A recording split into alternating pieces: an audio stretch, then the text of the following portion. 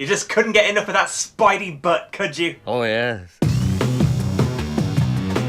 A year ago this month, I reviewed Spider-Man for PS1, an unexpectedly great entry in Marvel's already pretty expansive gaming catalogue. Its success led to an inevitable sequel entitled Enter Electro, and although its plot has nothing to do with the previous installment, it nonetheless follows on directly from it. And not only that, but it maintains a very similar look. Indeed, this game sees Spider-Man swing into action once again, but interestingly, the story behind it is something of a tangled web. If you'll pardon the pun. Okay, so let's address the obvious before we continue. This game was notably altered following the horrific 9/11 terror attacks, and it's not hard to see why. But what I find really interesting is just how uncanny it all is. I find it genuinely fascinating just how much this game eerily and obviously unknowingly foreshadows the attacks. There's terrorists, a runaway out-of-control plane, and to top it off, the game culminates in a final boss that initially took place atop the World Trade Center. I mean, seriously, what are the chances? The eventual release of the game features some amendments, though surprisingly nothing too major. There are also some level titles that were subsequently altered. For example, the level Crash Flight was changed to Wind Tunnel. Ultimately though, there's not a fat lot of difference. This game is at the very least commendable for maintaining a near identical look to the first installment. In fact, it continues from where the previous game left off, and even features a previously on video. But it's edited in such a way that frankly makes no sense whatsoever to anyone who hasn't played the first game anyway, so it does make one wonder why they bothered. Cut!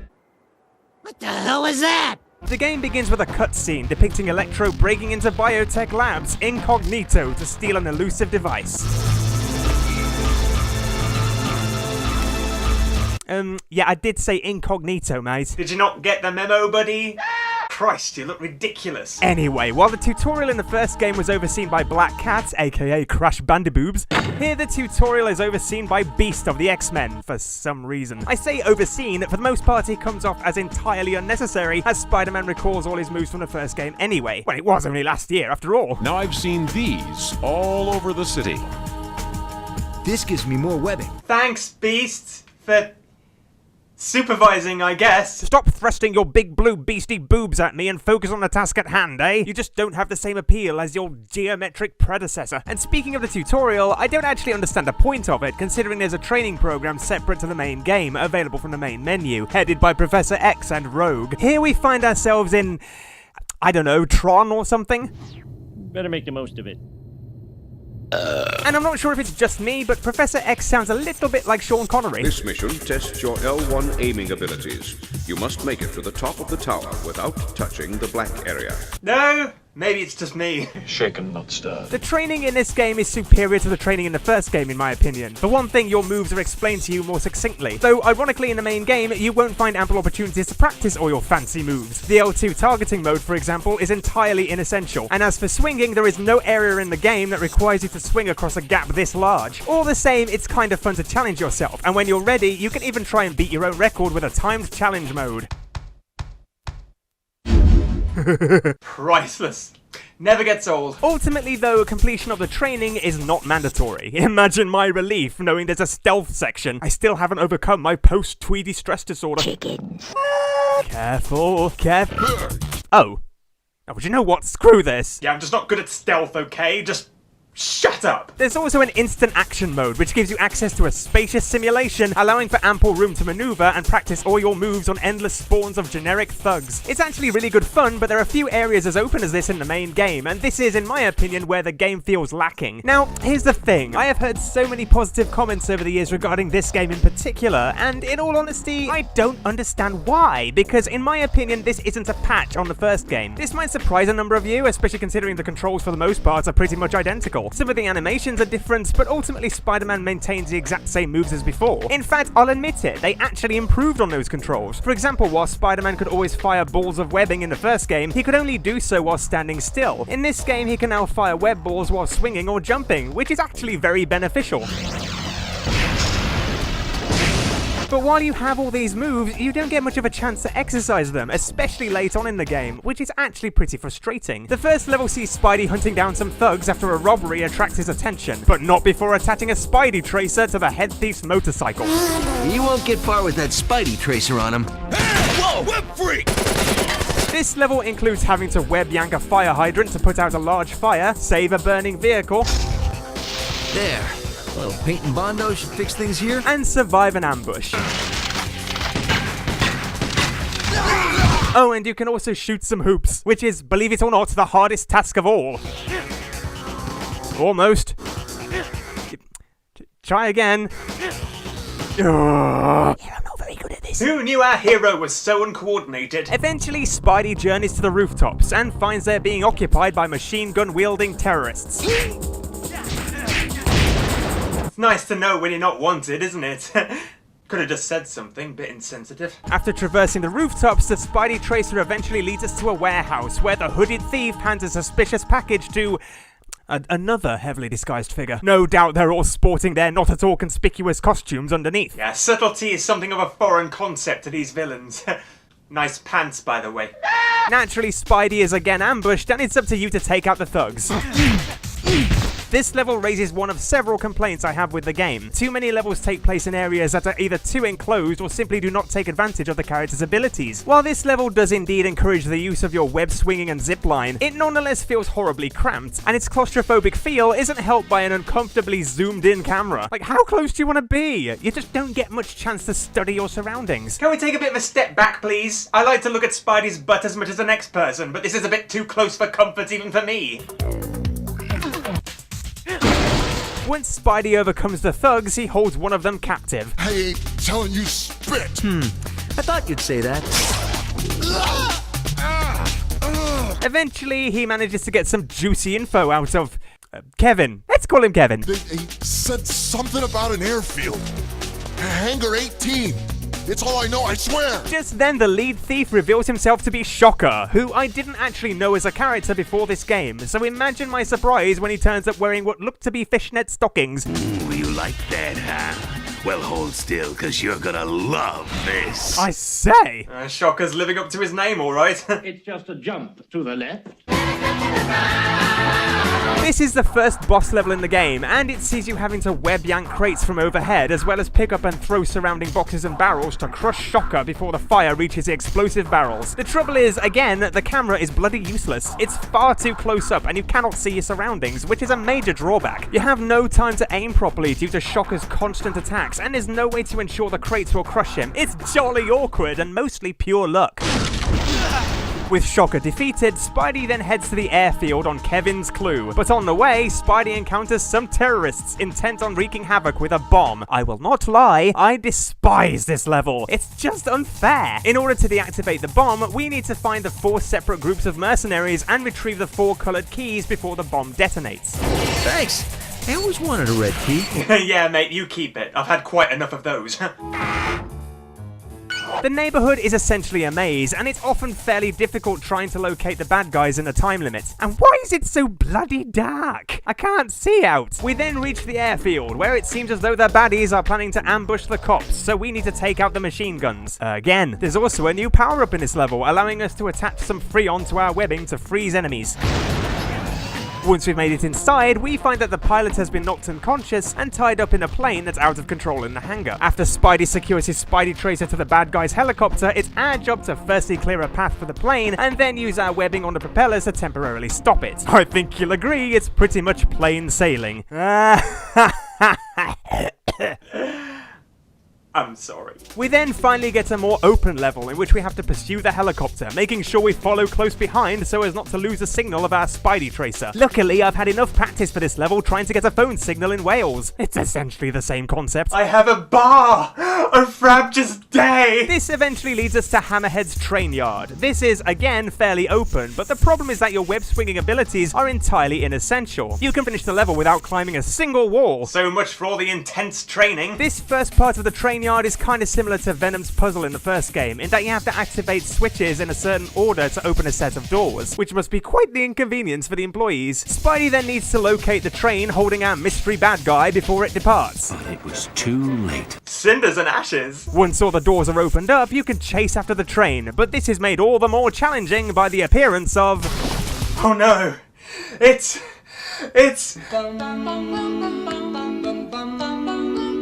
Mr. Sandman. Yes, it's Sandman, and he wants to put you to sleep in his own special way. Nice guy. Good with kids. The objective is simply to reach the train, avoiding Sandman and destroying his huge barriers of sand. Once we reach the train, we find out the disguised figure was the Beetle all along. Times change, Spider-Man. I do what I have to. And he just leaves, I guess? Yeah, Spidey's feeling surprisingly lenient this time around. The Beetle leaves behind a clue, an invitation to the Science and Industry Ball. We then find Electro and all the other baddies are in cahoots, having all obtained components of the BioNexus device. They need to get a hold of Dr. Watts, the inventor of the contraption, to obtain the final parts. It's Electro's plan to harness the power of the device to become more electric-y. Yeah, that's pretty much it. They really don't elaborate on that. What's more, Electro has hired Hammerhead and his goons to take out Spider-Man. That's me. Who's in hot pursuit. We then find that Hammerhead's men are holding hostages from the Industry Ball, and it's up to Spidey to save the day. Oh, thank you, Spider-Man. Nice to see that the hostages have finally ditched their beige pants. Now, this level is a lot like the bank heist level in the first game, and it's because of that the level succeeds in being more entertaining than most others. That said, one thing that seriously bugs me about this level is the fact that it employs some trial and error gameplay at a really annoying time. Once you've seemingly eradicated all the henchmen on the first floor, another henchman pops up without warning at the very end and takes out one of the hostages, meaning you have to start the entire level over again. It's incredibly frustrating. Once all the hostages are freed, we then locate Hammerhead and find the Doctor has been taken hostage herself. This next boss level maintains some of the same issues as previous levels. There just isn't enough room to breathe. All it takes is one jump for Spidey to get stuck to the ceiling. Get down! The idea is to web yank the machine gun from Hammerhead and then lure him into the wall when he tries to headbutt you.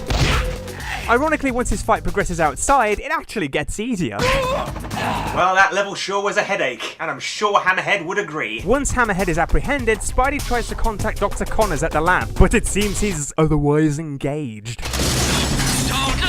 So naturally, we sneak into Biotech in search of him. Oh, but I'll let the late great Stan Lee handle the intros. Here it is, Spidey fam. The quintessential high-tech research. What? The pinnacle of modern Do you think you could step away from the machinery? Indeed, Stan Lee seems to have succumbed to what I like to call fairy godmother syndrome. What? This place is swarming with robots and no human life whatsoever. You know, as if the game wasn't already feeling pretty lifeless. Just saying. Okay, so once again, this location is horribly cramped, and it really doesn't help that the camera is practically up Spidey's arse constantly. Although... This level sees you having to deactivate some turbines and make your way into the vents overhead. Once again, there are some areas here that look so much like the first game. I mean, come on, those doors and that tunnel are ripped straight from Doc Ock's underwater trench. Eventually, we come across a laser grid. Jesus, that's becoming as much of a cliche as giant spiders. Spider-Man, Spider-Man, does whatever a spider can. I can't do this! Of course I can do this! I've traversed the suburbs as a squirrel, and this laser grid isn't a patch on that! In these sections of the game, you can also find some electrified webbing, which is more effective on robots.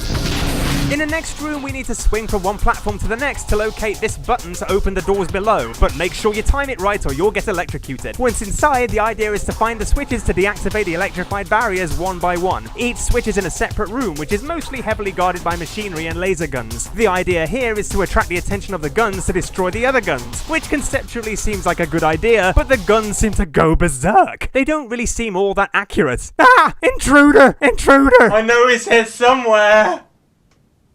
And considering how security tight this place is, I can't help but feel this is all just wasted resources anyway. And the next part is equally as frustrating, if not more so. It requires you to ascend every room, opening the overhead doors one by one, avoiding lasers, drones, and electrocution. At the very least, this level encourages the use of your webbing and zipline abilities. I mean, you know, it's about time. Sadly, there's just too much to keep track of for it to be enjoyable. I'm all for a challenge, but this level just comes off as annoying. It doesn't help that every room is near enough identical either. That does it.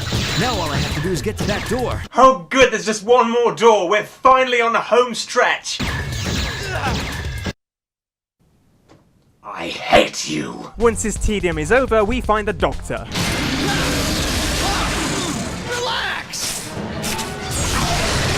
Yes, indeed, the lizard is on a rampage. This is quite a departure from his sentient depiction in the first game. This time he's just a mindless killing machine, much like all the other enemies. As the level opens, Spidey needs to match the correct buttons to the green highlighted areas to create vats of antidote to return Dr. Connors to normality. Once the lizard breaks through the door, we find he's invulnerable to our attacks, unless we first attach the antidote to our webbing. Oh, that's a nice idea. At least we're not mindlessly beating him to a pulp. Once the lizard is subdued, we can then mindlessly beat him to a pulp. Ah. How innovative. Once Connors is returned to his human form, he informs Spidey that he's unaware of the final component needed for the BioNexus device, and directs him to Dr. Watts' lab. While Spidey makes his way there, he's hunted down by drones. Realizing his position is being given away by tracking lasers, it's your job to find them all and shut them down. It's nice to have a level out in the open, but as with most of these open levels, it's over in a matter of minutes. Once we reach Watts' lab, Spidey hacks into the computer and identifies the final components needed for the device. Sapphires, huh? Oh, now I see. At that moment, we're ambushed by the Sandman. Speaking of which... This battle takes place in a construction yard, where we need to increase the water pressure before activating the pipes to drench Sandman and make him vulnerable. There's more space to move around in this level, however you cannot use your wall crawling abilities for too long, as Sandman's projectile attacks bring you crashing to the ground. So yeah, we finally get the opportunity to use our abilities out in the open, but we can't. You raised my hopes and dashed them quite expertly, sir. Bravo! Security then makes it to the lab, meaning it's time to leave, but not before Spidey notices a shocking headline. Zoo's fear... I can't read this. What the fuck is this? Ah, okay then. As it turns out, the sapphire needed for the device is on display at the museum. How very convenient for the plot. One of the many Kevins also informs Electro of the sapphire. Boss, look! Yay, well done, Kevin. Have a biscuit. Once there, Electro powers this generator, which inexplicably brings some samurai warrior statues to life. What is it with museum artifacts coming to life in these games? Is this generator powered by Buzz Cola or something? Electrified swords and armor versus fists. That hardly seems fair for you guys. Once you've defeated the samurai, you need to use the debris they leave behind to destroy the generator. Then you need to scale this wall, avoiding electric currents and lightning cascades to reach the top. What follows is what I think is the worst boss level in the game, as you fight Electro at the planetarium. I'll dance on your grave!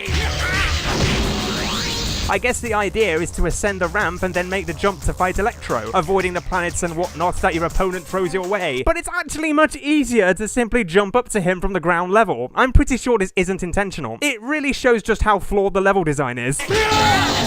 What a mess. Eventually, Dr. Watts retrieves the sapphire. Give me the jewel, Spider-Man! Give me the jewel, or this one dies! Spidey saves her, but fails to retrieve the gem himself, meaning... The whole game was ultimately kind of pointless? Anyway, Electro becomes Hyper Electro, and in the original version of the game, this final battle took place atop the World Trade Center, and Spidey deduced this logically. Where would you go to be on top of the world? However, in subsequent copies of the game, the location has been altered to a standard power station, and Spidey just somehow knows Electro would turn out at this specific station. Perhaps he's fine-tuned his spider sense, or perhaps he just read the script. Who knows? Anyway, it seems as though what they were going for was an unexpected twist here, somewhat like the rise of the symbiote man hybrid monster Ock in the first game, or as I like to call him, Stevie Wonder. But this time around, the twist isn't nearly so... shocking. I couldn't resist. This final boss is surprisingly underwhelming. After disabling the capacitors on the generators, you simply have to lure Electro into zapping them, essentially electrocuting himself. There is a point at which he attempts to recharge using a nearby tower, but once you've destroyed that, the most shocking thing about this level is just how tedious it is. This goes to show that good wins because evil is dumb. Considering how easy this boss was, I'm starting to question how big a threat Electro really was in the first place. Anyway, as with the first game, all your adversaries are incarcerated. We're just gonna forget about the beetle then? Okay, fine. But that's not everything! As with the first game, there's an array of extras. There's the Stan Lee narrated biographies of all the in-game characters, and there's also a comic collection, once again referencing real-life Spider-Man comics. However, there is one major issue with this that really gets on my spider tits. You're probably thinking, what's the problem? It's just like the first game, right? Some of the comics are just going to be lying around, or they'll need to be secretly activated somehow. And yes, you're right. That is indeed the case, and I've no problem with the comics being something of a challenge to find. But in order to obtain all the comics, you need to play the game on all 4 difficulty modes, which really doesn't feel worth the effort. I'm sorry, but you're lucky I played through this shit once, let alone 4 times. As with the previous Spider-Man game, there's a selection of costumes to unlock, all inspired by the comics, only this time around, there are a lot more to find. One of my personal favorites is the Alex Ross red suit, suit, which doubles the height of your jump. Though in this game, such an ability might be seen more as a hindrance than an asset, considering how cramped the environments are. Some of the suits are the same as the first game, including the symbiote Spider-Man suit and the Captain Universe suit, which makes you invulnerable to attacks. But unique to this game, you can also create a spider, meaning you can combine some of your favorite abilities from a selection of unlocked costumes, which is a cool idea. I just wish the game were more compelling to play with these abilities. More effort seems to have been invested in the game's extras rather than the game itself. That said, this game's what if mode is laughably limited compared to the first game. Just as before, there are some minor changes employed in this mode, but it's nowhere near as varied. In the first game, the appearance of the bananas was derived from Spidey's comments that stopping the fog would be like a banana in a tailpipe. But here, there's just some bananas. Okay. Is there any significance to the... No! Okay. Right.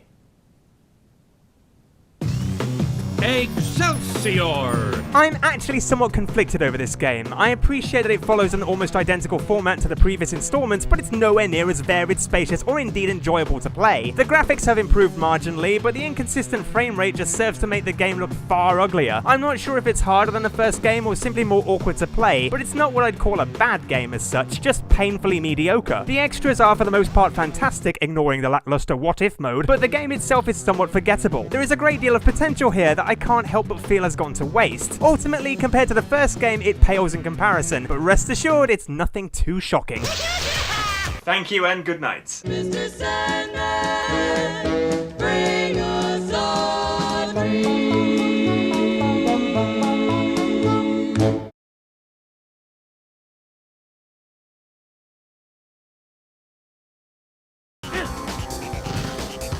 Nothing but net. I did it! I did it! I am Spider-Man.